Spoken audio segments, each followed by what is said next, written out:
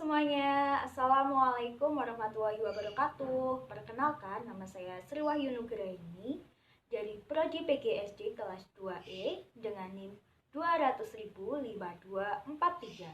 Di sini saya akan menceritakan sebuah cerita rakyat yang berasal dari Jawa Tengah yang berjudul Timun Mas. Alkisah, di suatu desa hiduplah janda tua yang bernama Mbok Sarni. Mbok Sarni merupakan janda tua yang ditinggal meninggal oleh suaminya. Dia tinggal sendirian di rumahnya dan sangat merasa kesepian.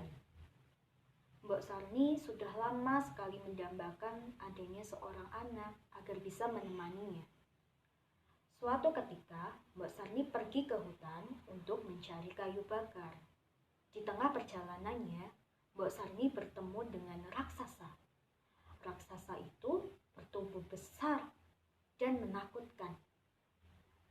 Raksasa itu pun menghampiri Mbok Sarni dan hendak memakannya. Mbok Sarni pun memohon kepada raksasa itu agar bisa melepaskannya. Raksasa itu pun berkata dengan angkuh, "Hahaha, enak saja aku melepaskanmu. Aku akan melepaskanmu jika engkau memberiku anak." Kemudian Mbok Sarni pun menjawabnya dengan lirih, "Tapi aku tidak memiliki anak." Kemudian sang raksasa itu pun memberikan sebuah biji mentimun kepada Mbok Sarni. "Ambillah biji ini dan tanamlah di kebunmu.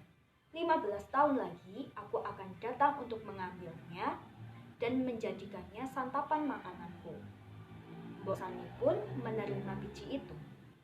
Kemudian Mbok Sarni pulang ke rumah dan segera menanam biji mentimun tersebut di ladangnya. Beberapa lama kemudian, biji timun yang ditanam oleh Mbok Sarni tumbuh dan berbuah sangat lebat. Di antara timun-timun yang lainnya, Mbok Sarni menemukan satu buah timun yang ukurannya sangat besar sekali. Mbok Sarni pun kemudian memetik timun tersebut dan membawanya ke rumah. Setibanya di rumah, Mbok Sarni pun membelah timun itu menjadi dua bagian. Betapa terkejutnya Mbok Sarni ketika menemui bayi perempuan yang sangat cantik berada di dalam timun tersebut. Kemudian Mbok Sarni pun merasa sangat senang dan memberi nama bayi perempuan itu Timun Mas. Tahun demi tahun pun berlalu. Mbok Sarni menjalani hari-harinya dengan bahagia bersama Timun Mas. Akan tetapi, Mbok Sarni juga merasa gelisah karena teringat akan janjinya kepada sang raksasa. Kemudian, Mbok Sarni berpikir dengan keras bagaimana cara agar Timun Mas tidak diberikan kepada sang raksasa karena dia sudah mencintainya, sudah menyayanginya seperti anaknya sendiri. Kemudian dia mendengar bahwa ada petapa sakti yang bisa membantunya.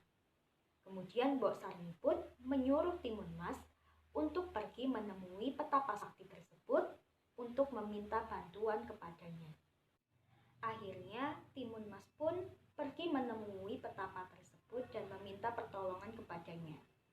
Oleh sang petapa, Timun Mas diberikan 4 kantong ajaib untuk dilemparkan apabila ia dikejar oleh raksasa. Dan benar saja, ketika saatnya tiba, raksasa itu pun datang dan menagih janjinya kepada Mbok Sarni. Mbok Sarni pun berusaha untuk mengulur waktu agar Timun Mas dapat kabur. Dari hal itu, raksasa itu pun sangat murka dan marah kepada Mbok Sarni. Kemudian mengejar Timun Mas hingga ke hutan. Timun Mas pun berlari dengan sekuat tenaga. Kemudian ia melemparkan kantong pertamanya yang diberikan oleh sang petapa sakti. Dalam kantong tersebut berisi biji mentimun. Ia melemparkannya kepada raksasa tersebut. Kemudian dengan ajaib, biji mentimun tersebut tumbuh dengan sangat lebat sehingga langkah raksasa tersebut terhambat dan tubuhnya terlilit oleh tanaman mentimun tersebut. Akan tetapi, sang raksasa berhasil lolos dari lilitan pohon mentimun tersebut yang melilit tubuhnya. Kemudian, Timun Mas melempar kantong kedua yang berisi jarum, dan seketika Jarum tersebut berubah menjadi pohon bambu yang sangat lebat dan tinggi-tinggi. Raksasa itu pun semakin kewalahan untuk mengejar timun mas. Akan tetapi, raksasa tersebut berhasil lagi meloloskan dirinya dari tanaman tersebut. Kemudian, timun mas pun melempar kantong ketiga yang berisi garam. Kemudian, seketika hutan tersebut berubah menjadi lautan. Namun, tetap saja sang raksasa tetap berhasil melewati hambatan-hambatan tersebut dan terus mengejar timun mas. Kemudian, timun mas pun akhirnya melemparkan kantong terakhirnya. Dari situ, terbentuklah lautan lumpur yang mendidih. Raksasa pun tenggelam dan mati di dalamnya. Kemudian, timun mas pun kembali ke rumah Mbok Sarni dengan perasaan lega. Dan mereka pun hidup bahagia selamanya.